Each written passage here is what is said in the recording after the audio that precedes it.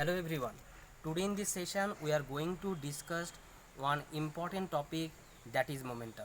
So today I am first going to did one activity, then after that we can explain the and what is the mathematical form of the momentum, everything we can discuss. Okay, so let's start students. So first one, dear students, this is what this is the here the some sands is there, and in my hand the two things is there. One is a piece of stone, another small piece of bricks. Now what is the difference between them? Stone is a small piece, means it has less mass, and the bricks has more mass with respect to this one. Okay, now students, we can release the both the things from the same height. We can release the stone and as well as the bricks from the same height, and when you release them, and it will strikes into a sand. So the penetration will be more for bricks, and the penetration into the sands, the stone will be less. The reason is what? The reason only, not only the reason of mass, difference between the mass of the two bodies. The reason is that the momentum. Momentum means what? Momentum means the product of the mass and the velocity. Since the mass of the bricks will be more, so that means the velocity will be more. So their product of mass and velocity will be more. So that's why it will be deeper penetration inside the sand. And the reason is that the small amount of mass, due to the small amount of mass, the velocity will be less, and that's why it will penetrate inside in the sand will be less. Okay. Okay, now students, we have recently completed our activity. So now we can let's start the what is the basic meaning of the momentum. It is our common experience that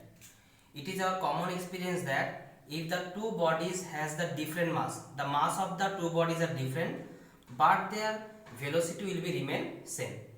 But we need to stop them in the same time. So that means the force will be needed maximum for a heavier body, and the force will be needed for small force needed for the lighter body. Similarly students, if the two bodies has the masses are remain same, but the velocity is different, so that means the force will be needed at the same time. For the faster moving body will be more, and the slower body will be less. So that means the force needed to stop a body, it is depends on two factor in a definite time of interval, that is mass and velocity both. So that means when we define the momentum means what? It is a simple product of mass and velocity, and we have already discussed from our activity. So let's start. Now we can define this one in a theoretical way. So linear momentum means what? Linear momentum of a body is the product of its mass and velocity. Why we cannot take the division of the mass and velocity? We have already discussed. Because the momentum not only depends on mass as well as the not only depends on velocity itself alone. It is depends on the in a product from mass and velocity together. So that's why you can divide the two physical quantity, mass and velocity. Okay, for a body of mass m moving with a velocity v, then linear momentum p is expressed as p equal to m into v. So why we can put one arrow sign? Because momentum is what? Momentum is a vector quantity. If any quantity is vector, how can we represent this one? Before, after the physical quantity, you can put one arrow sign. We have already discussed. So P is what represent here momentum. Momentum is a vector quantity. M into V. Mass is scalar quantity. So that's why we will not put any arrow symbol on the mass. So it is a vector quantity. Now students, the way to find the magnitude is you can take the magnitude multiplication mass and velocity, then you can find what is the magnitude of momentum. But students, how can you find the direction? The way to find the direction of momentum is in the direction of the velocity. So that means it is in the direction of a motion of the body. Now students, second point. Second point is what? What is the SI and CGS unit of momentum? I know the SI unit of mass, and I know what is the SI unit of velocity. The SI unit of mass is what? Kg, and the SI unit of velocity is what? Meter per second. So kg meter per second is the SI unit of momentum, and the CGS unit of momentum is what? Gram centimeter per second. Gram centimeter per second is the CGS unit of momentum. Now students, next topic is what? The change in momentum. Change in momentum means what? Delta P equal to delta mv. So what is the physical significance of the symbol delta?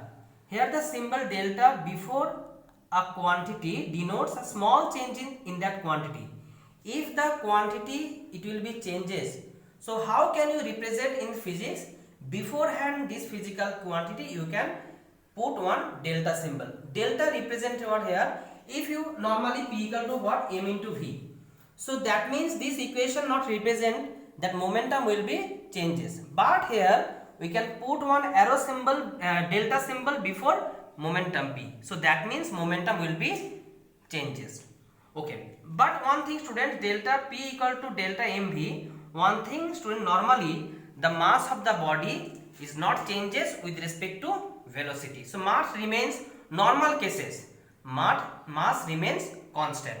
So if mass remains constant, then the change in momentum is due to change in velocity alone. So that time you are not put the delta symbol before m. So that's why m is taken outside. So delta P equal to m into delta V. Normal cases the mass of the body remain same. It is our common experience because mass means what? The amount of substance required for made one any object. Okay, so it cannot be negative. Okay, so it is not changeable with respect to velocity. So that means mass remains constant. But students, it was observed that in the case of atomic particles moving with the velocity of comparable to the velocity of light. Atomic particle, if the particle moving with the velocity of light, then students, the mass of the particle will be increased according to the relation m equal to m0 under root 1 minus v square by c square. C is what here? C is here the velocity of light and m0 is the mass of the rest body. And that moment students, you can write delta P equal to delta mc. C is what here? C is the velocity of light. And if the particle moving with the speed of light, and then students, the mass of the body increases. So that moment the change in momentum formula becomes delta P equal to delta mc, because that moment mass is also changes and c will be changes. So m equal to m0 1 minus v square by c square, and m0 is what? M0 is the mass of the body, rest mass. Okay. So now students, same thing we can now explain once again one different activity. So let's start students. Now students, you can try to make one inclined plane by laptop. So this surface is very smooth surface, and two things is here. This is a bigger object and this is a smaller body. So similarly the difference between is what? This is a smaller mass and this is a bigger mass. So now students, we can just release them from the top of the inclined plane at the same moments. Then what will happen students?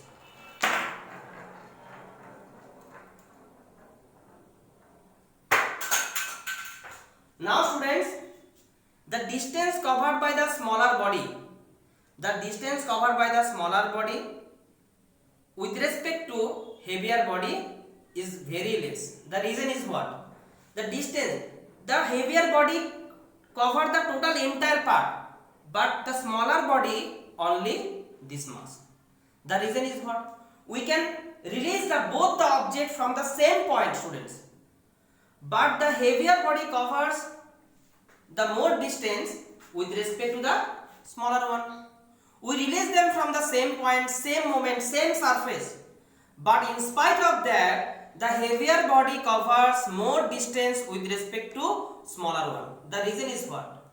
The reason is that students, the smaller body has a less velocity and the heavier body gain here the more velocity. So that's why it will cover the more distance. So that means students, the smaller body has the lesser momentum and the heavier body have a greater momentum. I think is it clear? So that's why when we find the momentum, we can multiply the two physical quantity mass and velocity altogether.